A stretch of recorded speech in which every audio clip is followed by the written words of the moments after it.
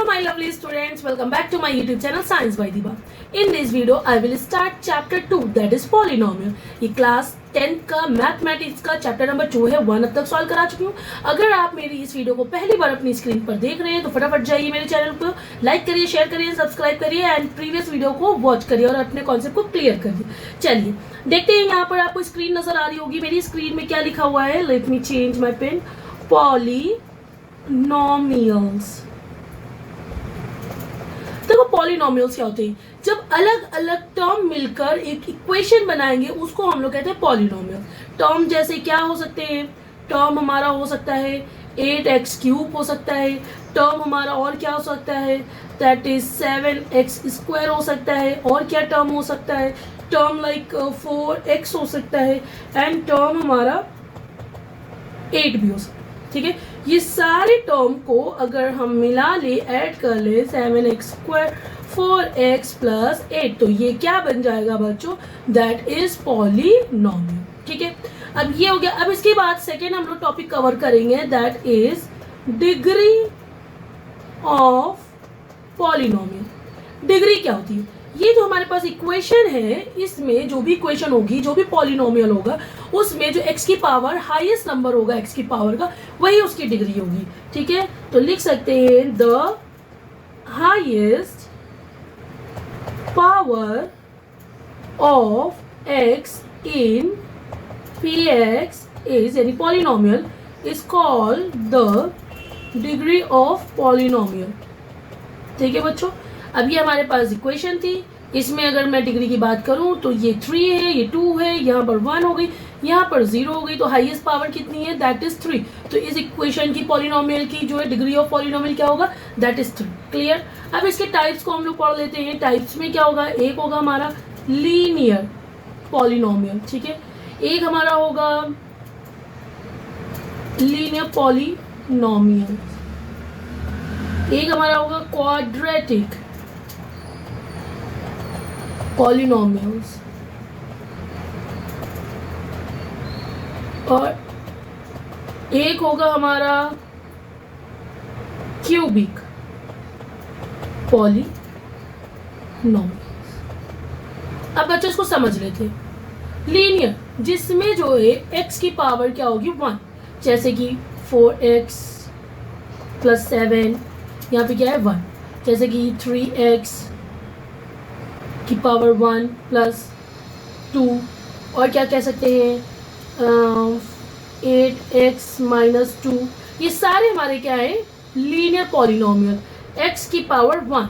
ठीक है, 1 होनी चाहिए, तो ये हमारा लीनियर पॉलिनोमियल होता है.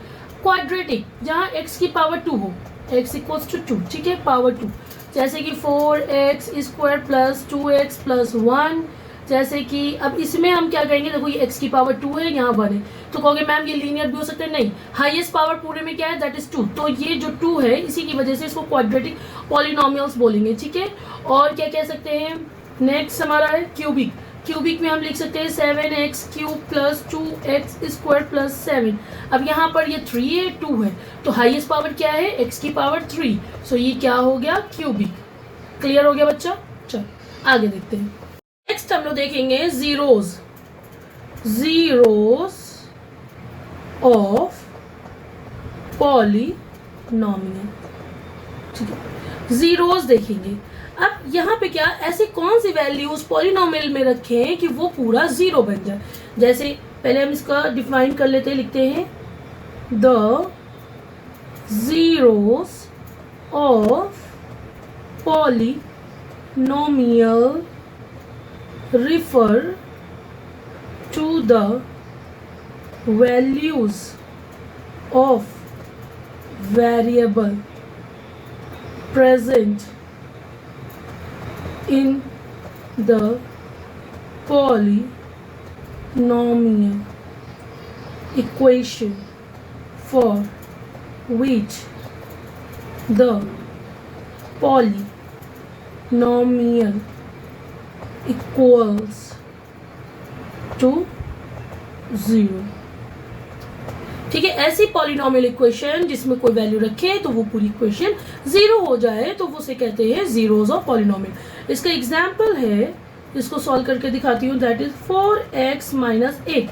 अब यहाँ पे क्या जीरो रखी, ये पॉलिनोमियल इक्वेशन है तो x की जगह पर हम 2 रख दें, 4 into 2 minus 8 equals to 0, 4 two 8 minus 8 equals to 0, तो 8 8 0 हो गया, तो 0, तो ये आ गया ना, यहाँ पर हमने x की वैल्यू 2 रखी, तो x की वैल्यू 2 क्या हो गया, zeros of polynomial, that is x की वैल्यू 2 रखा, ये जीरोज ऑफ पॉलिनोमियल है। क्लियर। लेकिन ये तो छोटी इक्वेशन थी तो आपने अंदाजा लगा लिया। ठीक, अगर हमारे पास बड़ी इक्वेशन आ जाए, पहले हम इसको उस तरीके से सॉल्व करते हैं। हमारे पास 4x माइनस 8 इक्वल्स टू 0 होगा, तो हम क्या करेंगे, 4x इक्वल्स टू 8, ये माइनस का है, ये इधर जाएगा तो प्लस का हो जाएगा, और फिर x इक्वल्स टू ये 8 और ये फ्रैक्शन में आ जाएगा 4, 4 टू 8, तो x की वैल्यू क्या आई बच्चों, x की वैल्यू 2 आई। इस 2 को अगर हम इस इक्वेशन में पुट करेंगे तो ये हमारा 0 हो जाएगा, यानी ये जीरोज ऑफ वैल्यू है, जीरोज ऑफ पॉलिनोमियल है। ठीक है, क्लियर हो गया। अगर कुछ इक्वेशन ऐसी आ जाए, 3x square plus 13x plus 4, अब क्या करोगे बच्चों, ओके मैम इसको तो समझ में नहीं आ रहा कैसे करना है। तो देखो यहाँ पर क्या करेंगे, जनरली क्या होता है, हम ये लास्ट वाला देखते हैं, हम इसको स्प्लिट फॉर्म में करते हैं, ऐसे क्वाड्रेटिक इक्वेशन उसको स्प्लिट फॉर्म में सॉल्व करेंगे। अब यहाँ पर क्या होगा, हमारे पास यहाँ 3 है, यहाँ 4 है, तो इन दोनों को पहले मल्टीप्लाई करें। ठीक है, 3 4 12, ऐसा मल्टीप्लाई करें कि जो वो 12 आ जाए, और प्लस माइनस करने पर 13 है, तो क्या होगा, पहले 3x स्क्वायर इधर लिखा और ये 4 लिखा। अब इसको स्प्लिट करना है 6 को कैसे स्प्लिट कर सकते हैं, 12 प्लस 1 करेंगे, 12 इंटू 1 तो क्या आ जाएगा 12, और 12 में अगर प्लस 1 ऐड करेंगे तो क्या आ जाएगा बच्चों 13, तो वही चीज़ हो गई, यहाँ x लिख दिया। अब इधर 3x कॉमन ले लिया तो ये आया 3 अंदर, सॉरी x अंदर, ठीक है, ओनली x बचा, प्लस यहाँ पर 4, अब यहाँ पर आया प्लस 1 कॉमन लिया तो यह आया x प्लस 4। अब यहाँ पर इस नंबर को 3x प्लस 1 ऐसे लिखेंगे, 3x प्लस 1 और x प्लस 4, हमारे पास 2 नंबर आए। ठीक है, अब लिखेंगे x प्लस 4 को equals to 0, so x equals to minus 4। Second क्या है, 3x plus 1 equals to 0, 3x equals to 1 बच्चों, वो भी माइनस का, so x equals to minus 1/3। ये वैल्यू हमारी हो गई जीरोज ऑफ पॉलिनोमियल। क्लियर। चलो क्या नेक्स्ट हम क्या पढ़ेंगे, जियोमेट्रिकल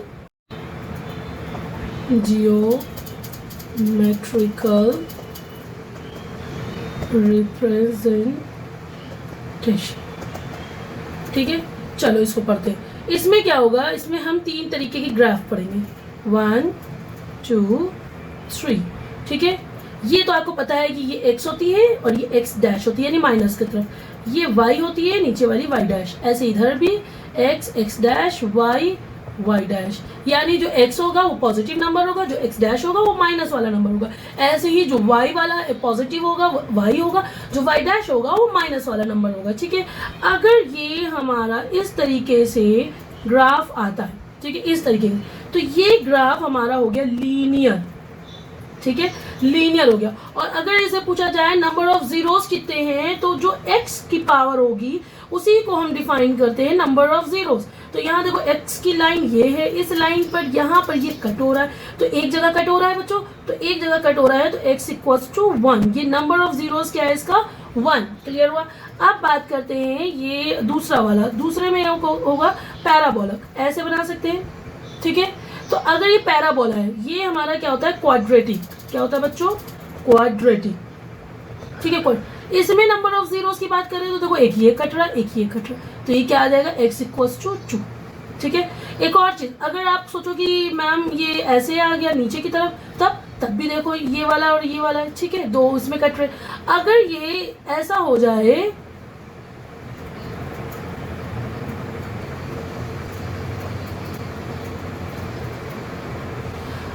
अगर ये ऐसा हो जाए और फिर पूछे नंबर ऑफ जीरो, तो आप हो गई तो क्रॉस नहीं हो रहा है, तो इसमें तो कुछ भी नहीं होगा। नहीं, जहां पर ये टच कर रहा है उसको भी मान लेते हैं, x इक्वल्स टू 1 मान लेते हैं। ठीक है, चलो आगे हम बात करेंगे नेक्स्ट, दैट इज,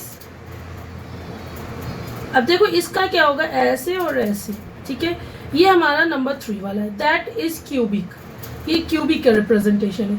इसमें x, ये x है, ये x, कितने आपके नंबर ऑफ जीरोस आ रहे हैं, एक 1, एक 2, ठीक है, एक 3, तो x की पावर 3। अब आप कहोगे मैम ये भी कट हो रहा है, ये ऊपर वाला, ये ना बच्चा, ये वाई है, ठीक है, इसलिए इसको नहीं लेंगे। ठीक, चलो यहाँ पर हो गया। अब नेक्स्ट हम बात करते हैं कोफिशिएंट।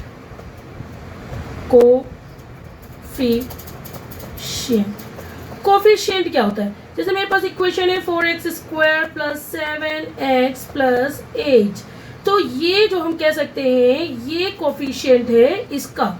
जो नंबर 4 है, ये number 4 is a coefficient of this x² या x। यहाँ पर भी आप कह सकते हो ये न्यूमेरिक नंबर है। जो न्यूमेरिक, इसका मतलब क्या होता है, ये न्यूमेरिक वैल्यू इसका कोफिशिएंट होता है। ठीक है, ये न्यूमेरिक वैल्यू जो है इस वेरिएबल का वो होता है कोफिशिएंट। तो हम लिख सकते हैं relationship between zeros and coefficient of a polynomial. निकालें, कैसे निकालेंगे? मेरे पास इक्वेशन है ax², ये जनरल इक्वेशन है बच्चों, bx, इसको याद करो।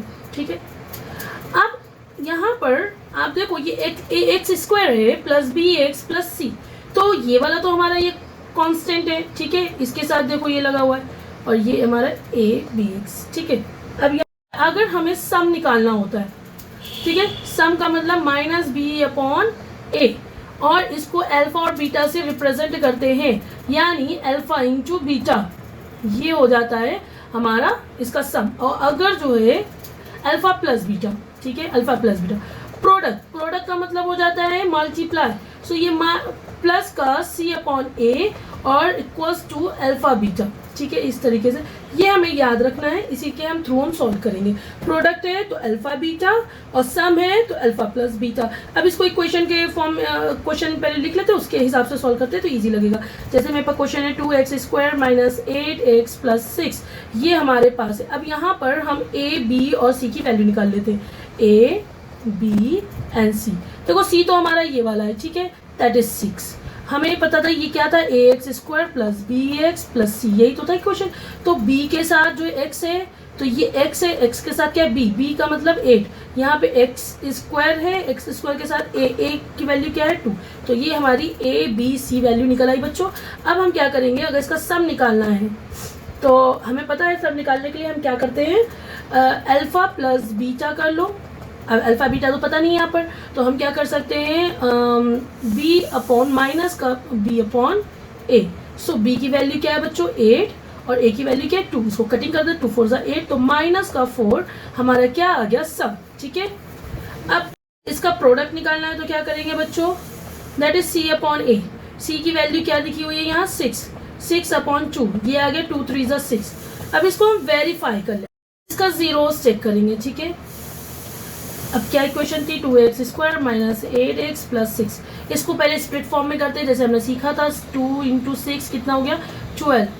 यहाँ पे पहले 2x² और ये +6 लिखा।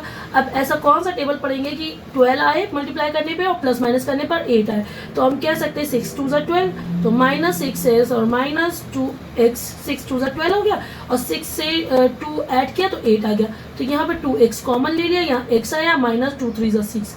यहाँ पर भी माइनस का 2 कॉमन लिया तो x - 2 3 = 6 आया।